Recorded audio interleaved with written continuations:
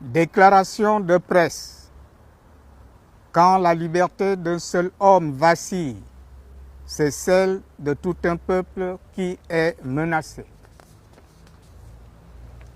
Chers compatriotes, mesdames, messieurs de la presse, c'est avec gravité, responsabilité et un profond attachement aux valeurs de notre République que nous prenons aujourd'hui la parole 39 jours après l'enlèvement de notre fils, frère, époux et père.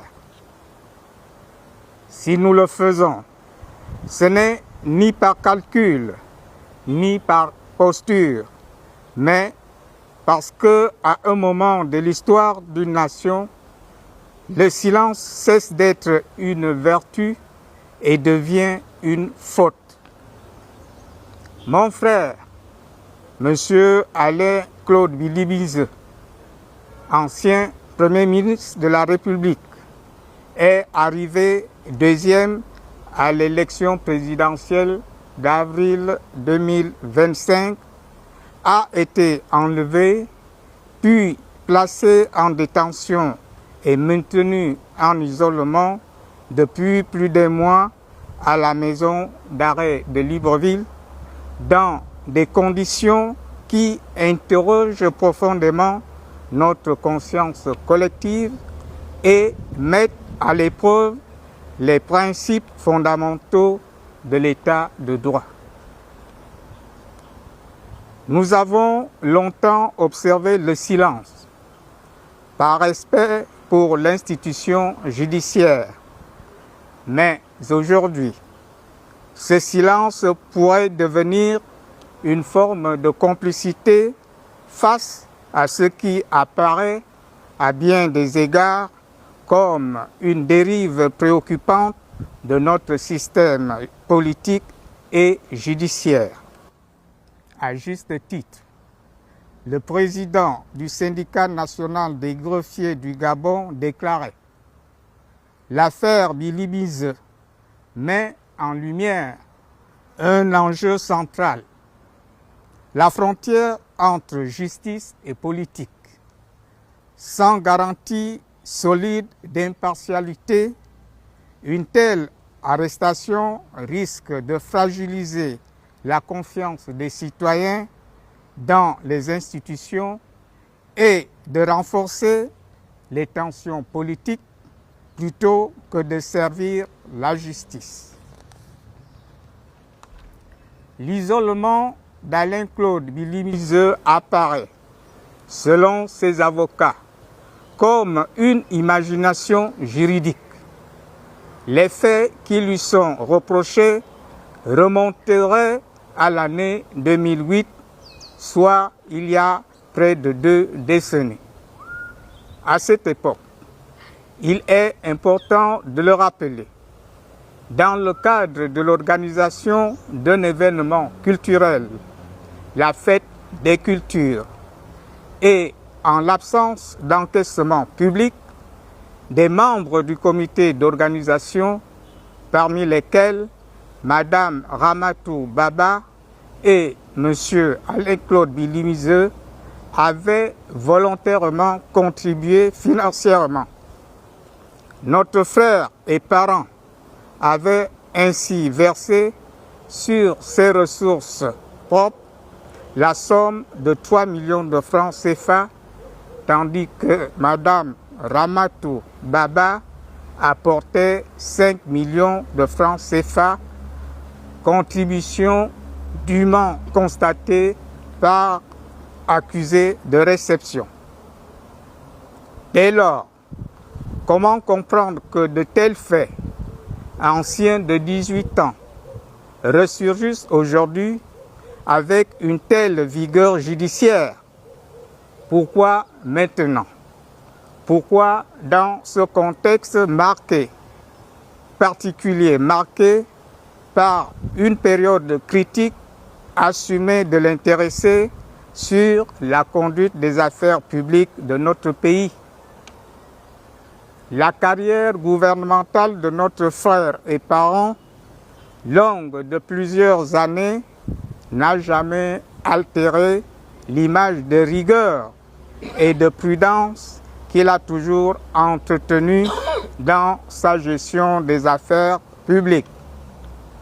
Ces événements nous conduisent à penser que cette procédure soulève de sérieuses interrogations.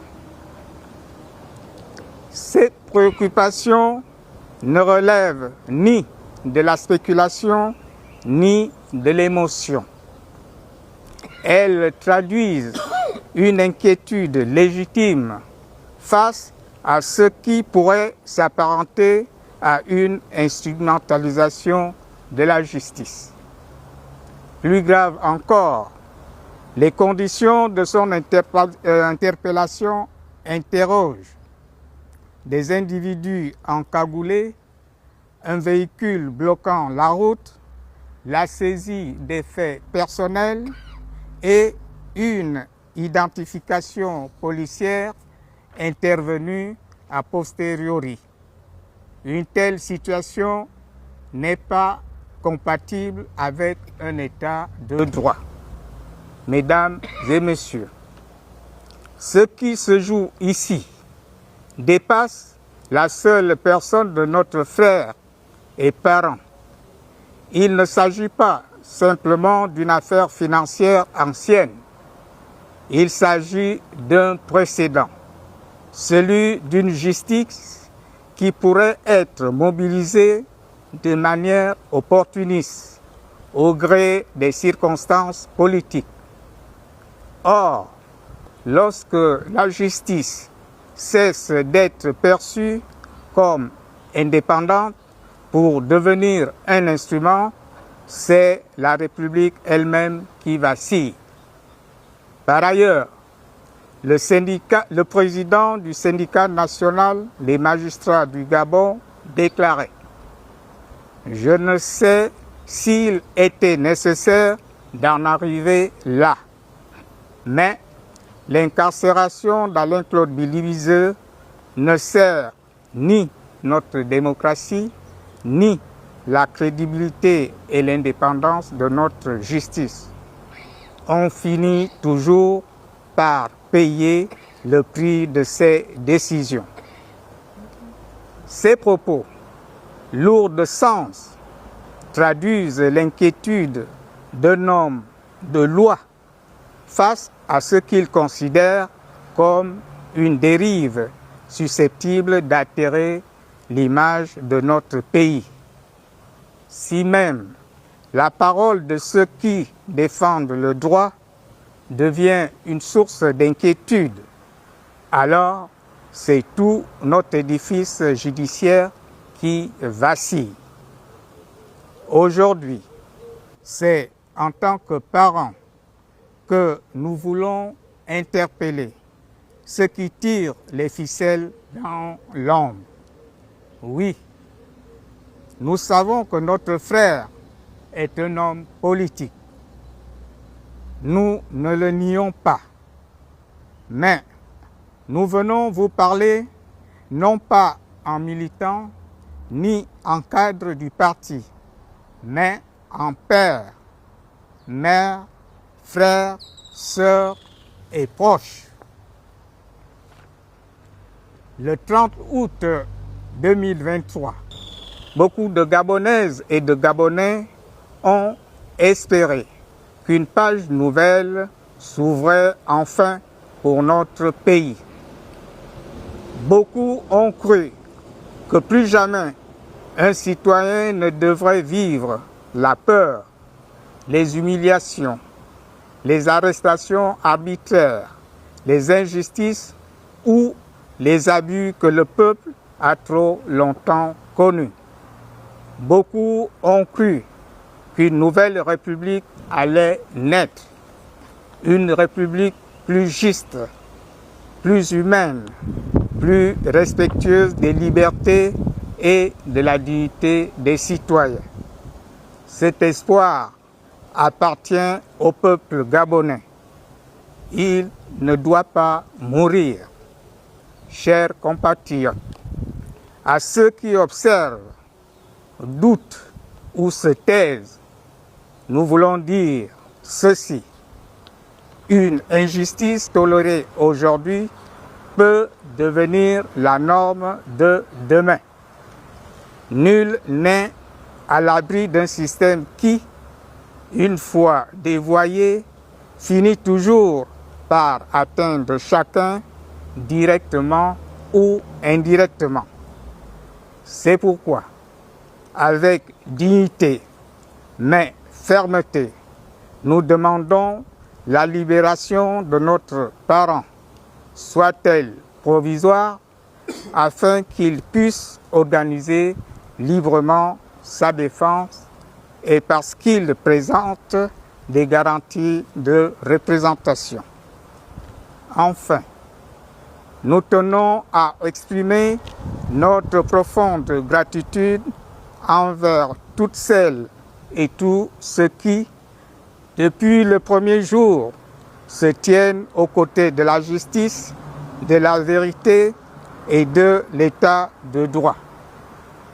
Nous remercions le peuple gabonais, ici comme dans la diaspora, pour les nombreux messages de soutien, de prière, les mobilisations, les prises de parole et les marques de solidarité qui nous parviennent chaque jour. Nous remercions les avocats gabonais et internationaux engagés dans ce combat judiciaire et humain avec courage, dignité et détermination.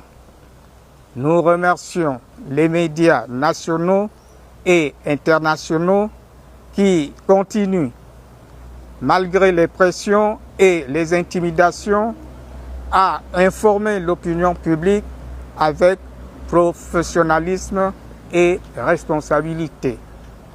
Nous remercions également les partis politiques, les activistes, les défenseurs des droits humains, les leaders d'opinion, les artistes, les intellectuels, les organisations citoyennes, ainsi que tous ceux qui, spontanément, sans calcul, élèvent leur voix pour défendre la justice, les libertés fondamentales et la dignité humaine. Merci pour votre attention, la famille d'Alain Claude Bilivisé.